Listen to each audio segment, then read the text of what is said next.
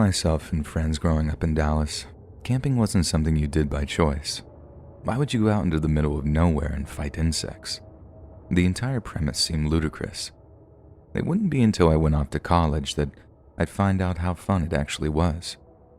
During my 4 years at North Texas, I would go from a die-hard city boy to borderline survivalist. Then, just like that, something occurred that has tainted my love of the woods to this day. As I said at the start, me and the outdoors never saw eye to eye. Before I moved to Denton, if there was a spider web, I'd always seem to run into it. If the mosquitoes were hungry, they'd pick me to feast on. You get the idea? Just by chance, I ended up rooming with this kid from around Nacogdoches. He'd grown up in the woods. A few of his friends from back home were attending North Texas with us. They would camp all around the state on our holiday breaks.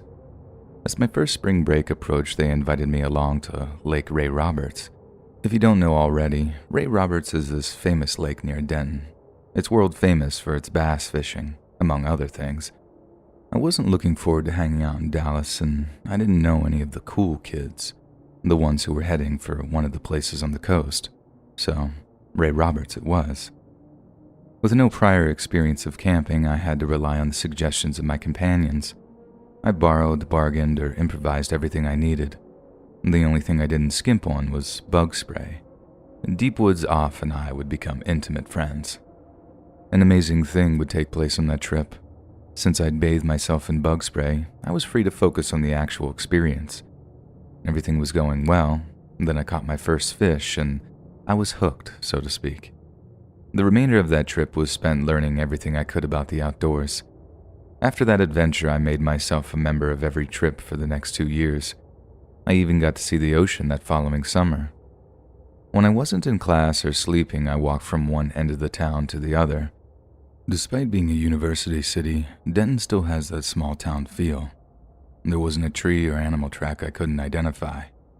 During the warmer months, I'd spend as much time as possible practicing my newly acquired skill at the nearby Louisville Lake. I don't think my friends from East Texas knew half as much as I did after a while. My friends back in Dallas said they didn't recognize me anymore. I didn't care, though. I was determined to never be separated from nature again, and, in a way, I'm still deeply connected to it. But when it comes to stepping foot back in the woods, I may never be capable of that feat again. It was spring break by my final year. By now, some of my fellow campers had flunked out or transferred. 1 or 2 of the guys were still around, but we didn't keep in touch. I'd been planning a big trip to a well-known national forest in the eastern part of the state. I'd rather not say the name here. I fear my experience may turn some off from seeing the place themselves. It's truly beautiful, regardless of what shady things may be going on there. And before leaving, I'd been warned to watch out for overzealous hunters.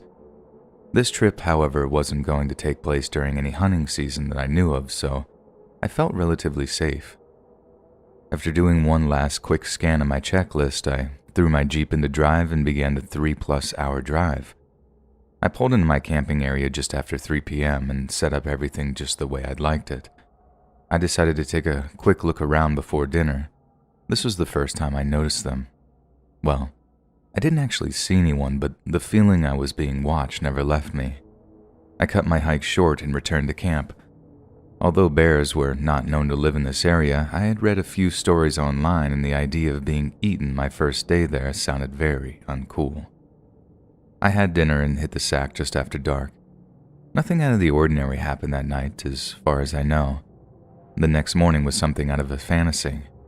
The crisp, clean air was the best I'd ever inhaled. Breakfast was something quick and easy. I don't remember exactly what it was, and you'll soon see why. The beauty of the morning made me eager to explore. I threw a small day pack with all my emergency supplies and a little food and hit the trail. The next few hours were quiet.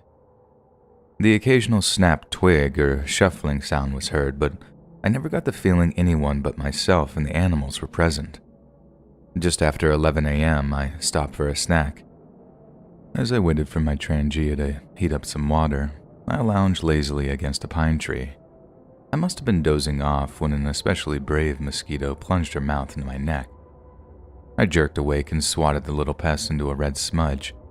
and this was when I caught sight of a flash in the distance. It wasn't more than a quick movement, and for a moment I questioned my eyes. However, the loud cawing of a crow soon after told me I wasn't alone. Although I wasn't scared yet, I wondered why someone would be watching me. I'm sure you can see how creepy that would be. Eventually, the crow moved away and I was left in peace to enjoy my coffee. I figured if my creepy stalker hadn't yet shown himself, he likely meant me no harm. I spent maybe another 10 minutes at that location before packing up and moving on. Another half hour or so passed, and it soon became obvious that my stalker was still with me. He didn't seem to know about staying quiet in the woods either. A constant, distant sound of shuffling leaves could be heard behind me. A strange smell began to drift from up ahead of me. I chopped to sniff the air and the woods went completely silent. A chill shot through me. Something wasn't right. My curiosity was getting the best of me, and against my instincts, I started walking in the direction of the smell. I made it about 3 steps before a puff of dirt and needles shot up next to me. Not a second later, a crack came from behind me. I turned to look for the source just in time for another crack. This was about the time I realized I was being shot at and hit the ground. I didn't dare move now. Frozen in place, I listened for any movement. The internet's warnings of overzealous hunters began echoing in my head. I figured if I yelled out, the shooter may realize his mistake and hold his fire. I did just that, but no answer came. I couldn't hear any movement and assumed that I was safe. The sounds of the forest slowly began to come back. This was the verification I needed. I was shook, but no worse for wear. I jumped back up to my feet and brushed myself off. The strange smell hit me again. For some reason, I hadn't learned my lesson yet and began walking toward it. And within about 5 steps, another quick series of shots came from the direction of the smell. I didn't think or reason. I just turned tail and ran back in the direction I'd come from. My only goal was to make it back to civilization alive. I prayed to God over and over, begging him to deliver me from this. 1 or 2 more shots rang out behind me, but I was too focused on escaping to see where they hit. My flight continued for at least 10 minutes. It wasn't until my body gave out that I stopped. Although I hadn't heard any shots for some time, I didn't dare remain where I was. I chugged a canteen full of water and continued my escape, but now at a much slower pace. Within an hour, I was back at my camp. I wanted nothing more than to get back to Denton as soon as possible. No time was wasted properly packing anything. I didn't even bother to make sure the fire was fully extinguished. A crime I would have never committed otherwise, as I had no intention of notifying the police. My biggest fear was that I'd be made to return to the scene of the crime. This very idea made me retch. Nonetheless, the further away I got from the national forest, the more guilty I started to feel. There was a very real possibility that another camper would bumble into whatever I had. I knew I'd never be able to live with the guilt of a preventable death on my conscience. About 20 miles from the national forest, I finally found a police station and made a report. The officer didn't seem very surprised at what he'd heard. He suggested the overzealous hunter theory, but after having some time to think about it, it didn't fit in my mind. Had the shooting stopped when I identified myself, it would make sense. The truth is, I had no idea what had happened. The officer promised me that they would check it out, and for a moment I thought he was going to ask me to show the officers the exact location, but he stopped mid-thought and thanked me for coming in. I had no faith the cops would find anything, let alone contact me if they did. To be honest, I didn't care. There was no way I was ever returning to that place. I must have looked like a big idiot, kissing the ground outside my house, but the relief I felt was immeasurable. A little time passed and things were starting to get back to normal. Despite the terrifying incident, I was fully intending to return to the woods, just not those woods. I stopped off at the 4chan/outboard and a particularly on-point post grabbed my attention. The OP had been hiking in an area he thought he knew well. Stories about massive pot fields being guarded by cartel members had been passed around for years, but he chalked them up to fear-mongering. Then, by chance, he stumbled onto one of those mythical growing patches. He hadn't heard or seen anyone around. He hoped he could slip away undetected. And no sooner had he begun backing away than gunfire opened up all around him. He was grazed on his cheek and side as he ran back toward his house, and the whole thing had him terrified. Too terrified to report, in fact. The story did seem a bit too convenient for me, but the seed had something fully planted into my psyche. I'd never once considered something like this to be possible in my instance. It didn't matter if it was true or not. The longer I stayed from the woods, the more real it became. After some point, I pretty much accepted my days in the woods were over. 9 years on, life is much like it was before I left for college. The only difference is I'm older and a lot more educated about the natural world. I catch myself occasionally staring out into the woods near my home and feel that call of the wild I once felt, but it'll never be as it once was. I'm well aware that the odds of something like that happening are minuscule. It's not fear that lies at the root of my avoidance, at least not all these years later. To be honest, now that I know things like that are going on in the woods, a place I still love so deeply, I can't see them quite as I once had. They've been tainted for me. The things that they do poison the forest and the wildlife that call it home. Their very existence has been seared into my mind forever. No, I'm content with my memories and pass on my knowledge to any who seek it. Instead, I prefer to remember things as they once were. Crisp, clean, beautiful.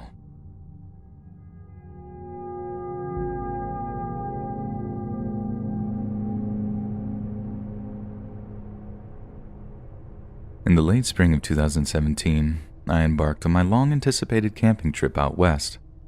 The trip was almost 2 years in the planning stage and would be my first chance to camp with firearms. The journey to the location was an enjoyable experience, and I learned a lot about that part of our country I wasn't aware of. On arrival, I parked my truck and notified my contact that I'd arrived safe. We went over my agenda one last time, and I began the long hike to my campsite.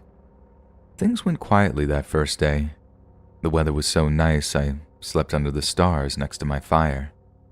The freedom I felt was refreshing as opposed to all the restrictions we'd had back home. The following day was much like the one before. I walked at a leisurely pace and enjoyed all the wildlife around me. A bit after 1 p.m., I finally found the spot I'd hoped to camp. A quick scan told me that I'd made a wise decision. In no time, everything was set up and I was cooking my lunch. I could feel myself dozing off afterwards, so I took the opportunity to do some shooting. After all, this is why I was out here. Around 200 yards from camp, I found a dry creek bed. It looked to be the safest place to shoot. I set up a few steel targets and let lead fly. I can't describe the elation I felt. This must have been how the mountain men lived, I told myself. I'd gone through a box of 7.62 and was reloading my SKS when the sound of gunshots echoed through the hills around me. My curiosity drove me to check out their source. The shots continued as I searched. They sounded as if though they were coming from multiple guns, and this made me a bit nervous. I chose to return to camp, and something told me from the sound of the shots that I wouldn't be welcome, and it's a decision I still regret and thank myself to this day. Back at camp, I began considering what I'd have for dinner. The shooting had stopped soon after I'd returned. I assumed the shooters had moved on and the evening would be quiet. Once I finished cleaning my guns, which took me about an hour, I laid back and stared at the fire. I caught myself nodding off again, so rather than cook something big, I filled up on a sleeve of crackers and bacon-flavored easy cheese. The sun was beginning to slip behind the trees, and I took this as a sign to crawl off to bed for an early night. It was completely dark when a noise awakened me. I jolted up and peeked out of my tent. Nothing was there. I figured it was a dream and laid back down. Just as I closed my eyes, I heard it again. A blood-curdling scream echoed through the night. Next to hearing a rabbit being killed by a predator, it was the worst sound I'd ever heard. The screams came again, but this time was followed by a female voice screaming for help. Things got real in that moment. I felt a shiver through my body. What was I going to do? I briefly considered grabbing my rifle and running off into the dark. It was clear by now where the sounds were coming from, the same direction the shots had been coming from earlier. Common sense won out and I stayed where I was. One more scream for help came and was followed by a single gunshot, and I laid frozen in terror, wondering what to do until the sun rose the next morning. My feelings of freedom and power were gone now. I waited, minute after minute, for the dawn so I could escape the coming death I had convinced myself was coming. With the sunrise, my kit was packed in record time and I was on my way, back to a place I perceived as oppressive, or anywhere for that matter, anywhere but there. A trip which had taken me in a day and a half to make just a few days before took less than one to return from. It was a miracle I'd make it back at all. Every few minutes I'd turn around, rifle gripped tightly in my hand, looking for some imaginary pursuers. I arrived back in my truck just after dark and turned for home, never happier to be returning. After the relief began to wear off, the guilt began to set in. As far as I could tell, I had hurt a woman in need for help, being murdered perhaps, and I did nothing about it, not a thing. For the entire drive back, a war waged between my ego and common sense. One second I hated myself, calling myself a coward, and the next, you were obviously outnumbered, there's nothing you could do. The undeniable facts are that all those things are true. I was indeed a coward, scared as a child that sees his first horror movie, but at the same time, running out into the pitch dark after an unknown number of assailants would have been very, very stupid. Though it's still the sting in my ego I feel the strongest to this day. Any man could tell you why. Coward or hero, none of this amounted to much. The real question is if I was going to report what I'd witnessed. Witnessed? That was a word that would undo my great act of virtue. I really didn't witness anything. I heard a few screams and shots out in the middle of nowhere, hardly a groundbreaking indictment. Without any real evidence, I'd be no more than a nuisance to the cops, and that was it. And my punishment, it's been this unending shame of picking logic and reason over common decency. It would be some months until I would discover the facts that surrounded this incident, and for some time I was too terrified at what I would find. Nonetheless, a day came when I was finally able to summon the courage to seek out the truth, and it turned out to be a mixed bag somewhat. To be brief, I just happened to be camping a mile away from an outlaw biker gang. Earlier in that day, they had arrived at the site that they used in the past to shoot their less than legal firearms. Unfortunately, they had also abducted a female backpacker. After horribly abusing her for several hours, they set her free. She fled from their campsite. This must have been the screams that I heard for help, only to be shot and left for dead. Most of the time, this would be where the terrible story would end. However, by some act of God, the backpacker clung to life. Somehow she made her way back to the highway and found help. After a week in the hospital, she was released. The bikers knew that they were caught and took deals that will see most of them serving the remainder of their lives in prison. Although I was genuinely happy to hear the victim was alive, the thought of what-ifs haunt me to this day. I've never told anyone about this incident. Choosing to use this throwaway account means I probably never will. If you end up reading this and thinking me as a low-life coward, I really don't blame you.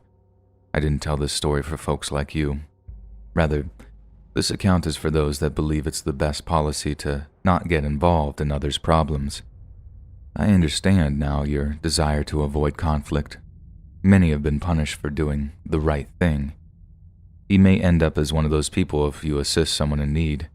Your life might be ruined because of it. I can tell you from first-hand experience that pales in comparison to the guilt you'll carry around for the rest of your life. It's simple. We're here on this earth together. If able, we should help our fellow human beings in need. Put yourself in your neighbor's shoes. You could be the only thing standing between them living or dying.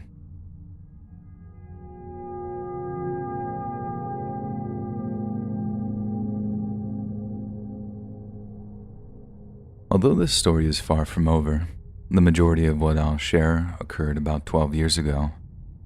It's around 2009 and I'm still living with my folks. We've moved into the neighborhood when I was 13. Not long after I discovered the woods across the road, I was sort of forced into making the woods my sanctuary because of the bullying I experienced and all the turmoil at home. This neighborhood didn't have many kids living in it, and the few there were older, among other things. All the hostility made me a very nervous kid. Any free time I had was spent alone. I got curious one day and wandered into the woods. There didn't appear to be anyone but me out there, and this gave me a strange feeling of safety, something I'd not felt for a long time. I found this small circle of cedar trees that made a secret open area and made it my clubhouse of sorts. As time passed, I began spending more and more time in the trees. I even accidentally fell asleep and spent the night out there once, and I was sure my parents were going to freak out, but they hadn't even noticed. This was the only excuse I needed. I began camping in my clubhouse every once in a while at first. I wasn't missed a single time. I knew I was going to need some camping supplies now, though. I tried bringing things from home, but they wore out fast. Asking my parents for money was out of the question. I began going door to door and offering my services as a lawnmower. I'd never mowed a lawn in my life, but that wasn't important. The real problem was finding a lawnmower. I would sneak my dad's mower out and do a job, but eventually I was caught and actually caught a beating for it. Fortunately, I had enough money by then to buy a really terrible end one of my own. It took all the money I'd saved, but it was a much safer way to make it. Once I managed to remake the money I'd lost, I hopped on my barely working bike and rode it to the 5 miles to this dinky army surplus place. I emerged with an Alice pack stuffed with various things that I thought I needed. I was so excited to try this stuff out. I skipped a whole week of school and camped out in my clubhouse. It was an addictive hobby, but something much more for me. It was the only source of safety and happiness I had. For the next however many years, I went to school just enough not to cause any trouble. I would go straight from school to my clubhouse every afternoon. By now, I'd come to see those woods as mine. Anybody in between would have been seen as an invader in my mind, and when that day came, I didn't think twice about striking back. It was a Sunday afternoon. I'd been camping out all weekend and was taking the well-worn path to the creek to get water. Across the creek, about 50 yards, was an almost deserted road. I rarely saw anyone use it. I caught sight of a parked camper. The 2 men walking in and out of it never seemed to notice me, and when I returned a few hours later, they were still there. Only now they were drinking beers and mindlessly shooting guns. This made me furious, but when a stray bullet actually struck the water just feet from me, I had had enough. I ran the mile back home and called the sheriff. I assumed my call was anonymous, but now I'm not so sure. I made up a story that I had gotten lost and drove up on the men. I lied and said they had threatened me with their guns. And I realize how wrong that is now, but I was young and angry. One morning as I prepared for school, I overheard a news report about a big meth lab bust.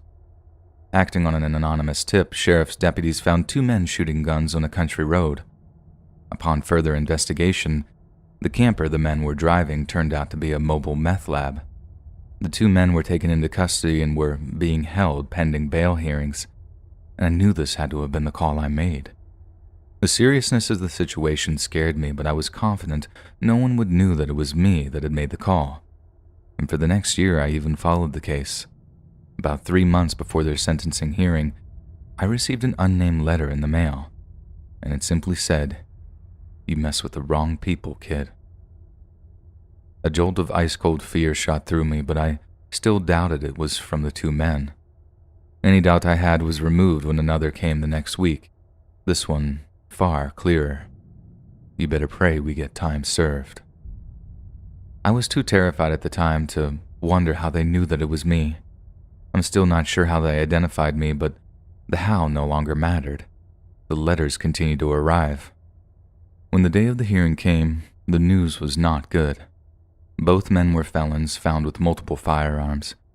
Adding on the manufacturing charge, and you get a minimum of 10 years. The judge was not feeling generous. He gave both of the men 20 years. I was sure my days on earth were numbered. I stopped going to school, and spent all my time in the woods. I wasn't foolish enough to think that it would keep me safe, but if I was going to die, I wanted to die somewhere I loved. A strange thing happened, though. The death I was expecting never came. Month after month, I became more confident that it all had been a joke or more than likely just an intimidation tactic. My life flew by, and this last 10 years has been a series of ups and downs. The meth heads have been the last thing on my mind. Then, last week, a new anonymous letter showed up at my apartment. You better write a will. The end is close at hand. I involuntarily dropped it like a hot potato. My girlfriend was with me and witnessed it. She picked up the letter and read it, and I could tell she was concerned, but I played it off as a prank and refused to explain. And just like that, a ghost from my past reappeared into the present. You can probably guess what this unwanted news had done to me. I feel like I'm constantly looking over my shoulder everywhere I go. I'm terrified these monsters may go after my girlfriend and newborn child. Going to the cops was a brief consideration, but without any proof of who the sender is, I know there's not much they can do. My options seem to be limited. Without anyone else to talk to, I'm anonymously emailing this in to tell my story. I'm not sure why. It could be because of the anonymity of the internet. There's not much more I can say other than to tell you all to be careful of the choices you make as a child. Wish me luck, and please pray for me and my family.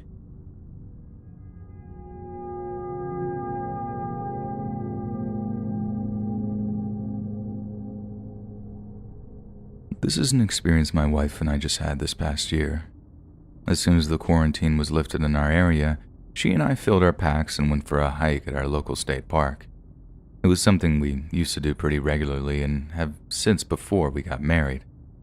Speaking for myself, I was really looking forward to it. The plan was to hike out to a certain lake, spend the night, and hike back to the car. It was a clear, warm day and the trails were nice and dry. For most of that morning, we had been the only people on the trail. We decided to stop for lunch at a campsite about halfway to the lake. Another couple must have had the same idea. They were sitting at the concrete picnic table and we asked to join them. Soon, the four of us were discussing what we had seen and where we were headed. The couple turned out to be newlyweds on their honeymoon. My wife, who's a hopeless romantic, loved to hear this. She proceeded to tell them how we'd met and some other sappy stuff I don't bother to remember. 2 hours passed and we finally said our goodbyes. We arrived at the lake about an hour before dark, tired and hungry. I got a fire started and Mandy, my wife, cooked us a small meal while I pitched the tent. We sat around the fire cooking s'mores and eventually called it a night at around 10 p.m. I got up just before dawn the next morning and got the fire ready to make the breakfast. We repeated our roles from the night prior, except I pulled the tent down and repacked it. All the measures were taken to ensure the fire was completely out after cooking, and with that, we took to the trail for the return journey. At 10 a.m., we reached the halfway point, but chose not to stop. 2 hours up the trail, we ran into the husband of the couple we'd met the day before. Strangely, his wife wasn't with him. Mandy asked him about her location, and the man said that she'd become ill the night before and returned home. When he said it, he looked nervous and couldn't look either of us in the eyes. Before either of us could ask anything else, he said that his wife had insisted he finish the trip alone. It sounded a bit strange, but we had no reason not to believe him. A group of people came walking up about that same time, and the husband excused himself to talk to them. I wasn't interested in prying any further. Their marriage was none of my business, I thought. Mandy looked like she wanted to stay, but I reminded her of the obligations we had that night. She reluctantly agreed and we went on our way. We got to the parking lot not too long after and packed up our stuff. There were a few groups of people talking amongst themselves. As we pulled out of the lot, several more cars, including a ranger's truck, were pulling in. Once again, I thought nothing of it. We made it back home that afternoon and handled some family things. It wasn't until breakfast that we heard the news. I had grabbed a cup of coffee and sat down in front of the TV. I flipped it on just in time to receive a report of a dead female camper. When they showed her face on the screen, I almost choked on my coffee. It was a picture of the woman we had met just 2 days prior. I yelled out to Mandy to join me in the living room. I wanted to be sure of what I was seeing. I didn't have my glasses on at the time, and I pointed at the TV and asked, "Isn't that one of the newlyweds we met at the park?" She watched for a moment and let out a shocked gasp. Just then, a wedding photo of the couple appeared on the screen. Mandy grabbed the remote from my hand and turned up the volume. According to the husband, the couple had been at a cliffside that was a popular lookout. Mandy and I had been there once or twice ourselves in the past. They had watched the sun rise, and as they were preparing to turn and leave, the wife lost her footing and fell several hundred feet to the ground below. It was certainly possible, but something bothered me about it. Why hadn't he mentioned this to us? More so, what was up with the illness story?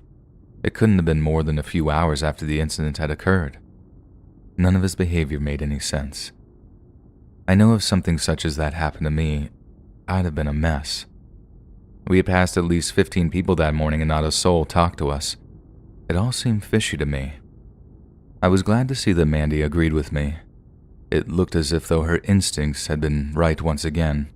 Just don't tell her I said that.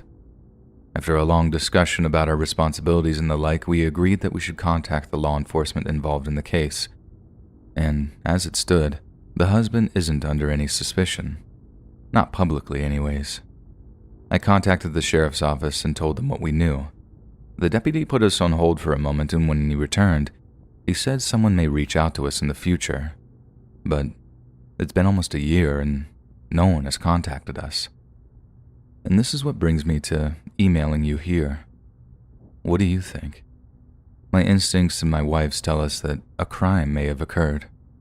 We, however, have no proof or any real justification for our feelings, and that's just what they are, feelings.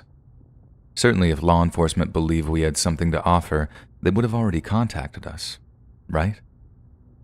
I don't want to be a nuisance, nor do I want to cause trouble for a grieving man who, by all appearances, is a decent person. But help me out here.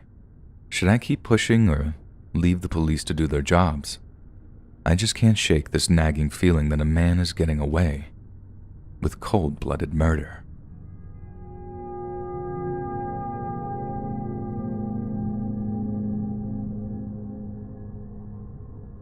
My childhood was anything but stable. After divorcing my father, my mom dated a long string of losers. She even moved a few in, and around 14, she married a guy named Frank that she had met in the bar that she worked at. Frank was an outright a-hole and tried in vain to usurp my father's role. Mom had done her best to keep Dad and I apart, but I knew the whole time he loved and wanted to be with me. Prior to the divorce, he and I would hunt, fish, and camp regularly. This instilled a love for the outdoors I'll never shake, nor would I want to. This made my decision to live in the woods almost a no-brainer. I was 17 when I couldn't take Frank's tyranny anymore. Despite being an unemployed bum for most of the time, he expected me to wake up by 8 a.m. every day. Unlike him, I worked 5 days a week. I've been saving to get my own place since my junior year. Getting away from him and my mom were high on my priorities list. So much so I quit school at the end of my first semester and got my GED. Dad wasn't happy to hear about it, but he signed the waiver because he understood. On my days off, I felt I'd earned the right to sleep in. Frank disagreed for some reason. I'd felt a lot of pressure at work at the time. When Frank came in yelling for me to wake up, I told him to F off. He drew back like he was going to hit me, and I reacted by knocking him to the floor. This was the breaking point. I knew that little wimp would call the cops, so I packed my backpack as fast as I could and hit the road, and I've never lived there again. With no clear plan or car, I roamed aimlessly for most of the day. As the sun began to fall, I slipped off into a patch of woods on the edge of town. I walked in far enough to not be seen from the road and made camp. I threw together a fire and fashioned a bed from clothes and leaves. That night was surprisingly comfortable, but I had no intent on making it a long-term thing. In my arrogant mind, I'd have no trouble finding an abandoned place to sleep until I'd saved enough. It didn't turn out to be that easy. Most places anywhere decent enough had security. The one spot that didn't was controlled by a gang. They used it as a shooting gallery, I felt like. The floor was an inch deep in old needles. Life with Frank was preferable to that. Another weekend was coming to an end. Sleep and safety were on my top priorities, so I returned to my forest camp and did the best with what I had. Sleeping on the ground wasn't going to work for the long term. The middle of that first week, I walked to a Walmart after work and grabbed a few things, a sleeping bag most importantly. A little time investment made my sleeping arrangements a lot better. I also made a simple lean-to structure from a tarp and lined it with foil. The foil reflected the heat from the fire back down onto my body, making the cooler nights much less so. For a long time, I would clean up the best I could in public bathrooms. My clothes were cleaned at our 24-hour laundromat. It wasn't uncommon for me to spend the night there on laundry days. My hygiene did manage to draw a little attention from my bosses, but none ever said anything. And I did eventually find a fork of river that ran near my camp. I'd bathe there as often as I could. Overall, my time there was a lot better than it could have been had I not had a job. Employed or not everything was idealistic as I made it sound. My little patch of woods was bisected by railroad tracks. With railroad tracks come hobos. And about half a mile from my camp and across the track lay the hobos' camp. It wasn't really much more than an overnight place for most of those guys. I first stumbled upon it by chance. I used the tracks as a quiet pathway back and forth each day. If the police saw you walking alongside the busier roads, they'd harass you. This isn't something I wanted or needed. I was still technically a minor after all. One evening, as I returned to my campsite, the glow of a fire reflecting off the leaves caught my sight. I walked toward it and began to hear a group of men talking. I carefully peeked down the hill and saw 3 older men hunched around the fire. I just watched and listened for a few minutes. Eventually, I realized they weren't anyone to worry about and called down to them. They looked up and huddled together. They must have decided I wasn't a threat either. They called me down to join them. At first, I just sat there and listened to their stories, but after some time, they asked me my name and where I was headed. I thought for a minute, before just making up that my name was Frank and I lived nearby. This spurred an hours-long conversation about all types of things. I learned about a life of riding the rails, and I told them a little about my situation. At some point that night, I got to taste fortified wine for the first time. It's not something I'd recommend, but I came to form quite an affinity for it. Nothing exciting would happen that night, and not for a long time. It was with the approach of fall that seemed to bring with it the cold wind, obviously, but not to mention a few ill-mannered hobos, too. By this point, I'd almost come to be one of the train-hopping fraternity. The few regulars and I had spent many a cool evening by the fire, listening to the newcomers' stories and passing around a bottle or two. One of those passing through was an older guy called Tampa. He was quiet at first, but became more belligerent the more intoxicated he became. I'm not sure what I said, but something set him off and he took a swing at me. Before I knew it, I was on the ground being kicked. The other guys got him to stop long enough for me to get away, and after that night I made sure to keep my distance when someone I didn't know was around. This rule served me well until I allowed myself to be tricked by someone that I thought I knew. The second incident is what ultimately led me finally getting my own apartment earlier than I had planned. The run-in with Tampa was fading from my mind. Other more important things like staying warm and fed were occupying most of my thoughts. Somehow, despite being a homeless teenager, I managed to get a promotion at work. I may have allowed them to believe that I quit school to invest more time there. True or not, the promotion brought with it a raise. I'd been spending most of my money just trying to stay alive. Now, living would be a lot easier. And I was gathering wood one Saturday and noticed a guy about my age walking toward me with a backpack. Although leery, he seemed normal enough to me. He had just come from a Kansas City. I forgot to ask which one, and he told me his name was Dallas. We began talking and I told him about the camp. He thanked me and went our separate ways. Later that night, we continued our conversation around the fire as a bottle made its way among us. For the next 2 days, I spent my evenings with Dallas and the rest of the guys listening to their amazing tales of riding the rails. All seemed well until that second evening. Earlier that day, I'd made a slip-up and mentioned it was payday. I'd always been cagey when it came to how much money I made. A few of the guys knew I had a steady job, but even with them, I never let them see me with more than a few dollars. Since my earliest days, I'd had caches where I'd hide most of my money. I made sure to constantly move it at irregular times and intervals. Being paranoid was preferable to being robbed. That evening, Dallas and I were discussing a private matter. I hadn't taken the time to stash my money before I left camp, and Dallas seemed to have known it. I realized now that he had been spending his days searching for my current cash. When he couldn't find it, I guess he assumed I was carrying it on me. During our conversation, he asked if he could borrow some money. I told him I had given all I had to pay for the bottle we just had. He called me a liar and produced a long pocket knife. Obviously, I was terrified. Nonetheless, losing almost $1,000 must have scared me more. I held on to the lie as long as I could, but the fear overtook me and I started begging. His face had changed to a look of pure evil. I knew he had no problem killing me. My flight response kicked in and was going to run, and just as I began to turn, Dallas took a wide swipe at me. I was out of range for the cut to be too bad, but I was slashed across my left arm regardless. I was now too scared to turn away, but I knew I couldn't stay where I was. I began jogging backward up the hill, watching Dallas the whole time. I'd taken about 5 steps and watched as he folded up and collapsed.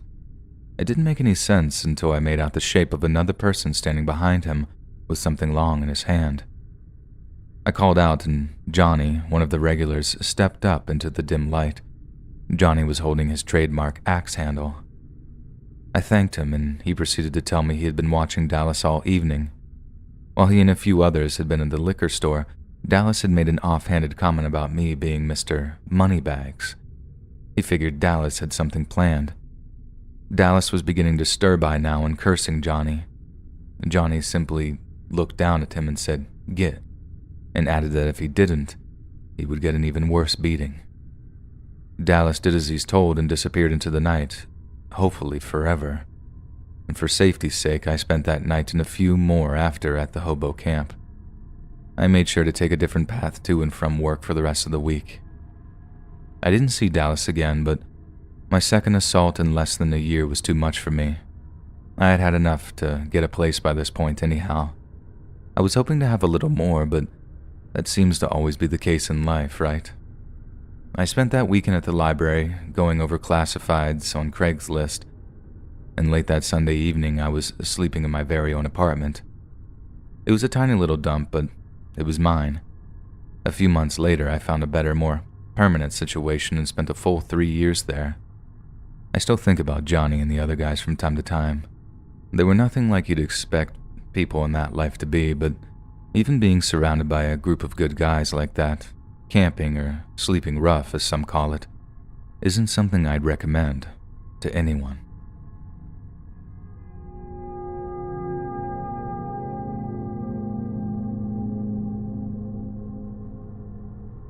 The story takes place in the summer of 2004. I've been hiking the trails of a local state park for the last few years. The hour-long trip to the park went as smoothly as it had before. I parked near the ranger station and notified him of my plans. One last-minute check of my pack and I began my 2-mile hike to my regular campsite. Little did I know, at that moment, one person's life had just taken a grim turn and I was soon to follow. My interest in the outdoors started just after the attacks of September 11th. Although not personally present at any of the attack targets, I did lose someone very close to me. Her and I had been sweethearts in college but lost touch. The internet allowed us to be reconnected. We were planning on meeting for Thanksgiving and had been discussing the renewal of our relationship. I was beyond distraught upon getting the news and immediately began planning my own death. I got as far as packing a bag and hiking out to the spot. Something happened when I got there, though. The beauty of the place overcame me. Despite the utter grief I felt, the serenity I found on that mountain changed my mind. My grieving process would continue for some time.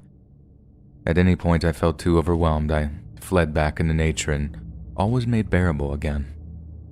So now we're back in the summer of 2004. By now, my retreats were a regular thing. Nothing of note occurred that first evening. The next day I considered my options and chose to hike down into the canyons. These excursions often yielded a few stone points for my ever-growing collection. I knocked back some oatmeal and took to the trail. Almost halfway down the cliffside, a glint of light caught my eye. I couldn't locate the source. Soon another flash blinded me. I quickly recovered and caught sight of a pair of arms flailing about around 50 feet further down the cliffside. I jogged further down the trail to get a better view. There was a rocky outcrop off to the side that I jumped onto. I could instantly feel it beginning to give way under my feet. The fall felt like an eternity. I gritted my teeth in preparation for severe pain, but it wasn't as bad as I'd feared. Surveying my position from the flat of my back, I saw that I'd only gone about 20 feet. I rested there for a moment or two until I remembered what had brought me here. I tried to stand only to realize my left foot was wedged between two large rocks. I pushed on the top rock and simultaneously pulled my leg. I got just enough space to drag my leg free. I returned to my feet and looked around for the rest of the person I'd seen. I saw a woman laying almost motionless off to my right. I carefully stepped down the cliffside until I reached her, and she looked dead initially, but her lips began moving, and I kneeled down to her and began speaking. Calmly, I asked her name. Her eyes slowly opened, and a smile grew on her face. "I thought you were dead when I saw that rock collapsed." A scratchy yet kind voice addressed me. "I don't mean to be rude, mister, but you wouldn't happen to have any water, would you?" I hastily dug through my pack for my Nalgene. The bottle was a little dented but showed no leaks. Slowly and carefully I placed the opening to her lips and poured a small amount in. I knew she may vomit if I gave her too much at once. For the next few minutes we spoke about how she ended up there. I would occasionally pour a little more water into her mouth. She was obviously in a great deal of pain, and I knew the longer I wasted talking, the longer she was from medical help. I told her of my plan and covered her with the fleece from my pack. Climbing back up the loose rocky hill was harder than coming down. I was beginning to feel a lot of pain myself, especially in my back. At first, I attempted a hobbling type of run, but my knees wouldn't allow it. Instead, I settled on a fast walk. The journey was long and painful, but I reached the ranger's post at just after 12:45 p.m. To his credit, he had a rescue team assembled within minutes. I had to settle for an ambulance ride and an overnight stay in the hospital. I think it was almost 6 p.m. when I saw the ER staff rolling her in. And the wait wasn't over, unfortunately. She'd been taken into emergency surgery soon after arriving, and several hours would pass until I'd heard anything, but when the news arrived, it was good. In spite of having a punctured lung, a concussion, a broken arm, and assorted other injuries, she would go on to make a full recovery. My path to healing is a story for another time, but Shannon was her name, did reunite with her loving family and go on to start one of her own. Last I heard, she was living in Colorado with her husband and 3 sons. And I hope everyone will join me when wishing her a long and happy life.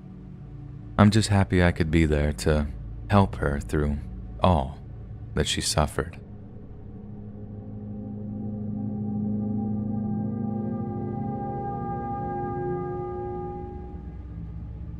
When I was a kid, I always wanted to be a Boy Scout. In this time, it was still a respected group teaching useful outdoor skills. I think I was 10 when I finally convinced my mom to let me join. She was hesitant at first. Back in Russia, where she had grown up, Scout-type groups were really nothing more than military training for children. I asked the den mother to talk to my mom, and after a long string of questions, her fears were put to rest. With that one roadblock removed, I became a Cub Scout. Unfortunately, I soon found scouting in my area was nothing like it was supposed to be. Our den mother turned out to be a neurotic single mother with little motivation. It was a major letdown for me. 6 months in, a small light of hope appeared on the horizon. A scout leader from a county over invited our den on a camping trip with us. This had been a big reason for my joining. I love camping with my family, but since my parents separated, all those trips had stopped. The scout leader picked us up early on a Saturday morning and drove us all to the campsite. There weren't a lot there, maybe 9 kids in total. He gathered us all together and gave an instruction on setting up our tents. Each tent held 2 boys, but because of the odd number, I got a tent to myself. One by one, the leader showed us where to go and we began pitching. A few needed help, but the experience went smoothly for the most part. The rest of the morning was spent on first aid and general safety.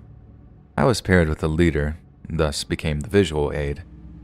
For the next few hours, I was wrapped in bandages and carried on a makeshift litter. It was fun and proved useful in circumstances to come. With first aid completed, lunch was made and we were all allowed to take a little siesta. This lasted until about 3 when we were all brought together for archery lessons. I was psyched beyond belief. Ever since I saw my first ninja movie, I'd fantasized about shooting a bow. This is my first and last chance for a long while. The leader gave us a brief instruction on how to shoot. He was naturally very persistent about safety, but you can imagine a bunch of hyped-up preteen boys weren't really paying much attention to that part. I was the first to shoot. As I drew back the string, I can remember squatting down like a ninja. I was scolded for this and made to stand upright. This made the experience a bit less exciting, but seeing the arrow hit where I'd been aiming was exhilarating. The rest of the boys went in turn after me. Only then were we allowed to shoot on our own. Everyone was chattering amongst themselves, trying to outshoot the kid next to him. And then it happened. A kid named Kevin was talking to another boy next to him named Chris. Kevin had the arrow knocked and the string pulled back about 1/4 of a full draw when Chris said something that caused Kevin to turn toward him. Kevin must have lost grip on the string, or maybe he let go and lied his way out of it later. Either way, the arrow hit Chris in the chest and penetrated about 8 inches. Panic ensued. The scout leader began yelling out for the first aid supplies. Chris was freaking out and already having a hard time breathing. There really wasn't much the scout leader could do but pack the area around the wound and try to keep Chris calm. 2 boys were given the task of running the half-mile to the ranger station, and the rest of us just stood around and stared silently. All except for Kevin, of course. He paced around saying "I'm sorry" over and over until the scout leader told him to shut up. The ambulance arrived around 20 minutes later, probably the longest 20 minutes of my young life, and this was the end of the trip. Everyone packed up their stuff as quickly as possible and we all returned home. During the ride home, the seriousness of the situation must have hit Kevin hard. I can still remember his horrible wailing to this day. In my opinion, it was nothing more than a terrible accident. There are a few others, however, who remember things differently. According to one boy, Chris had called Kevin a name no boy our age wanted to be called, and Kevin shot him for it. Only Kevin knows the truth, and he's never spoken to anyone about it. News of Chris's condition didn't reach me until the following morning. He had been rushed into surgery, and it had gone well. The arrow had punctured Chris's left lung, just missing his heart by 1 inch. He did manage a full recovery. Kevin was probably the happiest to hear this news. All involved agreed it had been an unfortunate accident and no charges were brought against him. And a few months later, the 2 boys had a meeting in which Kevin formally apologized to Chris. And from what I hear, Chris did accept. As far as I know, he's never held a grudge. Not even I got away completely unscathed. The second my mom heard about that incident, my scouting days were over. I wasn't too disappointed, though. Instead, I got into BMX, and I guess that turned out to be a far safer experience.